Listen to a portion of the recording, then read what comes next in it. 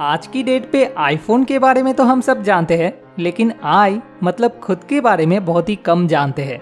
सच कहा जाए तो दिन भर हम जो काम करते हैं उसमें से ज़्यादातर ही हम ऑटो पायलट मोड में करते रहते हैं। मतलब हमें खुद को भी नहीं पता होता कि हम क्या कर रहे हैं, क्यों कर रहे हैं, बस करते रहते हैं।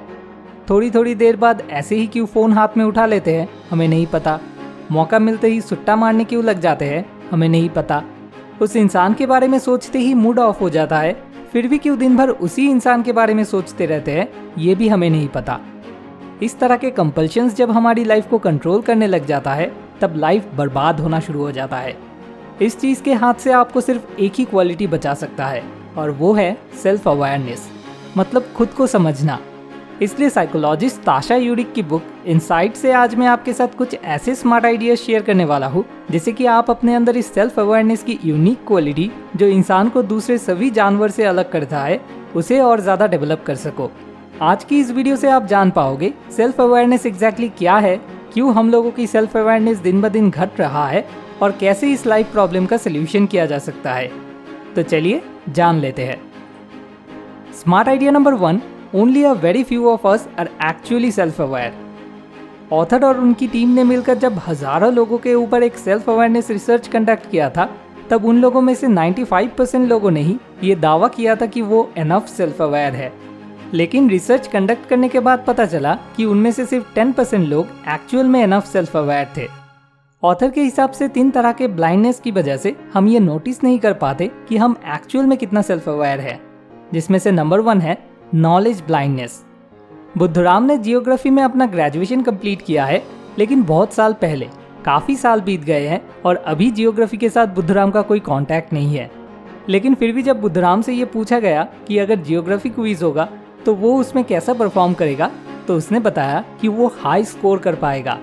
लेकिन क्विज खत्म होने के बाद देखने को मिला बुद्धराम ने एक्चुअल में बहुत ही लो स्कोर किया, जो कि होना नेचुरल था क्योंकि काफ़ी सालों से बुद्धराम प्रैक्टिस में नहीं था।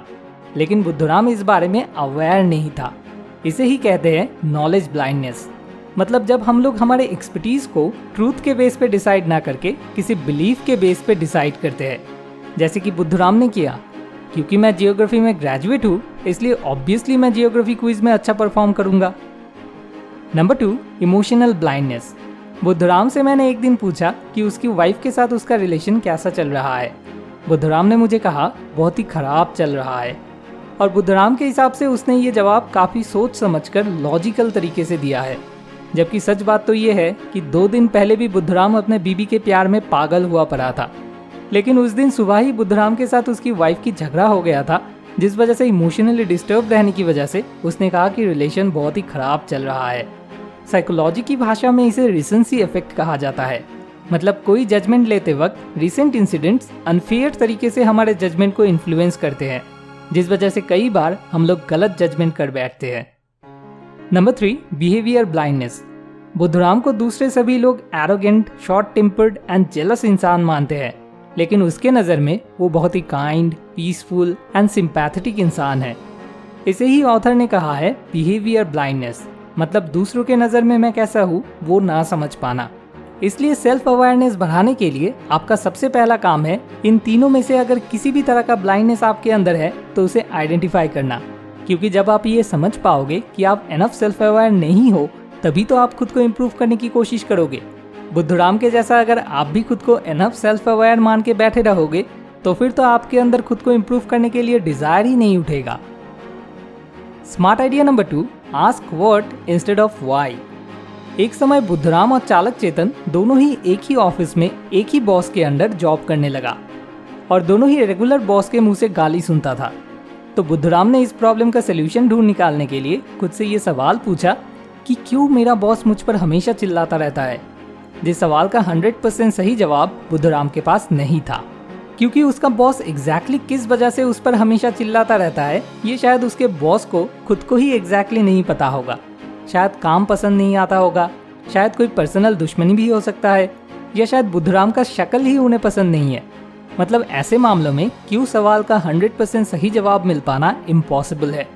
और जब हम बहुत कोशिश करके भी किसी सवाल का सही जवाब नहीं ढूंढ पाते तो नेचुरली हम फ्रस्ट्रेटेड बनने लग जाते हैं और डिप्रेशन में चले जाते हैं। तो बुद्धराम ने इस प्रॉब्लम को सॉल्व करने के लिए क्यों सवाल पूछा था, लेकिन इससे प्रॉब्लम सॉल्व होने के बदले उल्टा और बढ़ गया। दूसरी तरफ चालक चेतन ने इसी सेम प्रॉब्लम को सॉल्व करने के लिए क्यों नहीं बल्कि क्या करने से मेरा बॉस मुझ पर चिल्लाना बंद करेगा, ये सवाल पूछा, जिससे उसके पास अपने इस सवाल का कुछ डेफिनेट आंसर था। जैसे कि डेडलाइन से पहले सारे काम सही से कंप्लीट करके सबमिट करना, सही वक्त पे ऑफिस पहुंचना, ऑफिस आवर में बैठ के गॉसिप न करके सही से मन लगा के काम करना। ऐसे फिर जब चालक चेतन ने उस हिसाब से एक्शन लिया तो सच में उसका प्रॉब्लम सॉल्व हो गया। चालक चेतन अपने बॉस की नज़र में धीरे धीरे बेस्ट एम्प्लॉय बन उठा और हर रोज उसे बॉस के मुंह से गाली नहीं बल्कि तारीफ मिलने लगा। बुद्धराम के जैसा सेम गलती हम में से ज़्यादातर कर बैठते हैं। क्यों ये इंसान ऐसा है? क्यों फ़ोन की तरफ मेरा एडिक्शन बढ़ता ही जा रहा है? हम सेल्फ अवेयरनेस बढ़ाने के लिए क्यों सवाल पूछने लग जाते हैं? लेकिन रिसर्च एंड स्टडीज से ये पता चल रहा है कि पर्टिकुलरली सेल्फ अवेयरनेस बढ़ाने के मामले में जो लोग जितना ज़्यादा क्यों ढूंढने की कोशिश करते हैं वो लोग कुछ टाइम बाद उतना ही ज़्यादा डिप्रेशन में जाने लग जाते हैं। लेकिन इसका मतलब ये नहीं कि हम ये क्यों सवाल पूछना ही बंद कर दे। लाइफ के दूसरे मामलों में क्यों सवाल पूछना बहुत ही इंपॉर्टेंट है, लेकिन ऑथर के हिसाब से सेल्फ अवेयरनेस बढ़ाने के मामले में क्यों से ज़्यादा क्या पूछना बेटर है। क्या करने से मैं फ़ोन की तरफ मेरा एडिक्शन बढ़ने से रोक सकता हूँ? सो सेल्फ अवेयरनेस के मामले में ask what not why. Smart idea number 3, mindfulness is the key to increase self awareness. इस मोमेंट में आपके आसपास और आपके अंदर क्या क्या हो रहा है उस तरफ आपका ध्यान जितना ज़्यादा है उतना ही ज़्यादा आप सेल्फ अवेयर हो, और इस ध्यान को बढ़ाने के तरीके को ही कहते हैं माइंडफुलनेस। माइंडफुलनेस हमें ट्रेन करता है कि कैसे हमें अपने थॉट्स एंड इमोशंस के साथ डील करना चाहिए। सेल्फ अवेयरनेस बढ़ाने के लिए ऑथर ने मेडिटेशन के अलावा भी और भी 3 चीज़ों के बारे में बताई है, जो कि है नंबर 1, रिफ्रेमिंग। सपोज आपको नौकरी से निकाल दिया गया तो अब इसे आप एक क्राइसिस के पॉइंट ऑफ व्यू से देख के पैनिक कर सकते हो, या फिर इतने दिनों से आप जो चीज़ करने की सोचते आ रहे थे वो कर पाने की एक अपॉर्चुनिटी की तरह भी देख सकते हो। तो रिफ्रेमिंग मतलब किसी सिचुएशन को डिफरेंट पॉइंट ऑफ व्यू से देखने की कोशिश करना। Number 2, comparing and contrasting. Suppose 1 year की किसी रिलेशनशिप में ब्रेकअप होने के बाद आपने नए किसी रिलेशनशिप में एंटर किया। अब इस नए रिलेशनशिप में भी 1 साल बीत जाने के बाद आपके मन में फिर से ब्रेकअप कर लेने का ख्याल आने लग गया। तो ऐसे में आपने पहले वाले रिलेशनशिप के साथ इस नए वाले रिलेशनशिप को कंपेयर एंड कंट्रास्ट किया। इससे आपको समझ आएगा कि प्रॉब्लम दूसरे इंसान में है या फिर आपके खुद में। Number 3, daily check in. रोज रात सोने जाने से पहले 5 मिनट के लिए अपने मन में पूरे दिन को एक बार रिकैप कर लीजिए। आज क्या क्या अच्छा हुआ, क्या क्या बुरा हुआ, क्या क्या लेसन्स आपको सीखने को मिला, कैसे उन लेसन्स को आप अपनी लाइफ में इम्प्लीमेंट करके कल से आप खुद को और इम्प्रूव कर सकते हो। बस ये कुछ सिंपल सी चीज़ें कहीं पे डेट दे के रिकॉर्ड कर लीजिए। इस पूरे बुक में अगर कोई सबसे बेस्ट लाइफ चेंजिंग लेसन है तो मेरे हिसाब से वो है ये डेली 5 मिनट चेक इन। हर रोज़ 5 मिनट की ये मेहनत आपकी ज़िंदगी 50 गुना बेटर बना सकता है। जैसे कि फेमस पोएट रूमी ने कहा था, yesterday I was clever so I wanted to change the world, today I am wise so I am changing my self.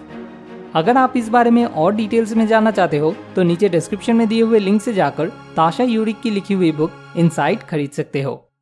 अब आखिर में आपसे एक छोटी सी रिक्वेस्ट, अगर इस वीडियो से आपको इतनी सी भी मदद मिली हो तो इसे ज़रूर अपने फ्रेंड्स एंड फैमिली के साथ शेयर कीजिए, क्योंकि ये वीडियो जितना ज़्यादा शेयर होगा मैं समझूंगा उतने लोगों को मैंने सच में कुछ मदद किया है। Thanks for watching. More wisdom, more solution, better life.